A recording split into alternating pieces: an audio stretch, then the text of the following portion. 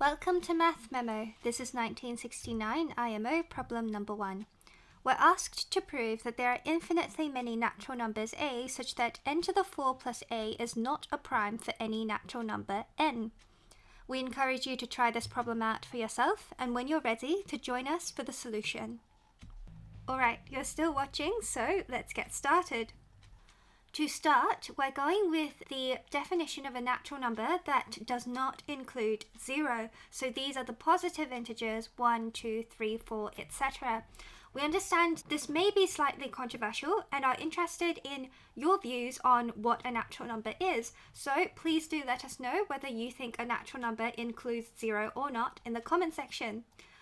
To prove that n to the 4 plus a is not prime, we need to express it as a multiple of two numbers that are not 1 or n to the 4 plus a itself. We're going to use trial and error to find an appropriate expression for n to the 4 plus a. First, we can try to express it as n squared minus r times n squared plus r, but unfortunately this doesn't work. This expression is a difference of squares, while n to the 4 plus a is a sum.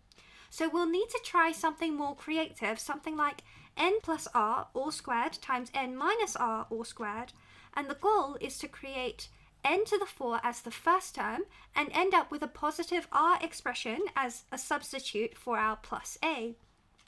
Let's run with the idea and see where we end up.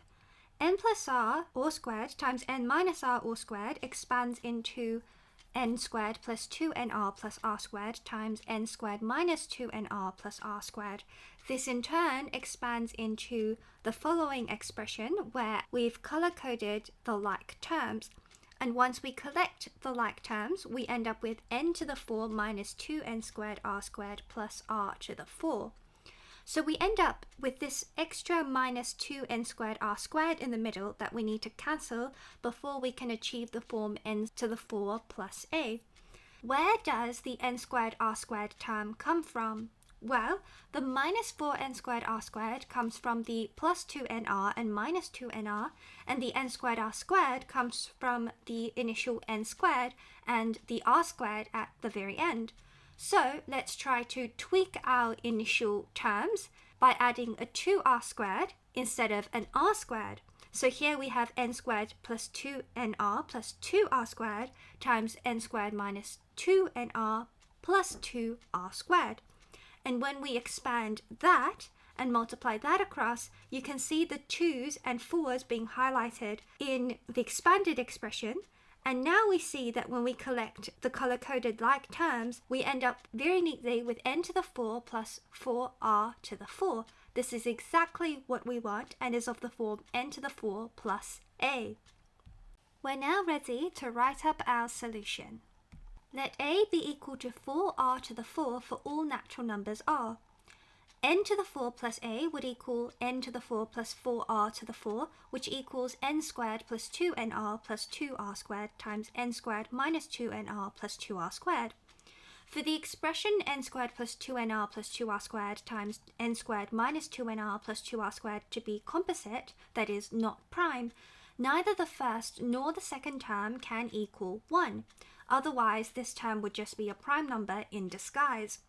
Let's have a look at the first term, n squared plus 2nr plus 2r squared, which we can write as n plus r all squared plus r squared. When would this term be equal to 1? Well, either n plus r all squared is equal to 1 and r squared is equal to 0, in which case n is equal to 1 and r is equal to 0, or n plus r all squared is equal to 0 and r squared is equal to 1, in which case n is equal to 1 and r is equal to minus 1. Since n plus r all squared and r squared have to be non-negative, then we know that n plus r all squared plus r squared must be positive and greater than 1 for all r is greater than 0, because the expression would only ever equal 1 if r is equal to 0 or minus 1. Looking now to the second term, n squared minus 2nr plus 2r squared, which we can rewrite as n minus r all squared plus r squared, when would this be equal to 1? Well, either n minus r all squared is equal to 1, in which case r squared is equal to 0 and n is equal to 1 and r is equal to 0, or n minus r all squared is equal to 0 and r squared is equal to 1, in which case n is equal to 1 and r is equal to 1.